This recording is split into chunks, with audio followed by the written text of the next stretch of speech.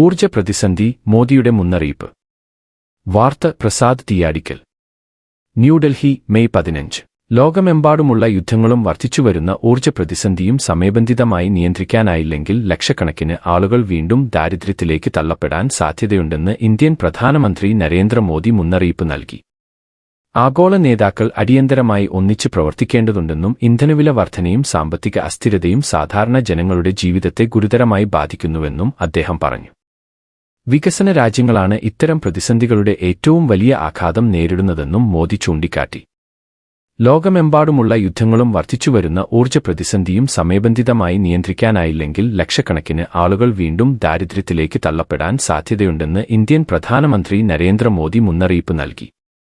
ആഗോള നേതാക്കൾ അടിയന്തരമായി ഒന്നിച്ച് പ്രവർത്തിക്കേണ്ടതുണ്ടെന്നും ഇന്ധനവില വർധനയും സാമ്പത്തിക അസ്ഥിരതയും സാധാരണ ജനങ്ങളുടെ ജീവിതത്തെ ഗുരുതരമായി ബാധിക്കുന്നുവെന്നും അദ്ദേഹം പറഞ്ഞു. വികസന രാജ്യങ്ങളാണ് ഇത്തരം പ്രതിസന്ധികളുടെ ഏറ്റവും വലിയ ആഘാതം നേരിടുന്നതെന്നും മോദി ചൂണ്ടിക്കാട്ടി.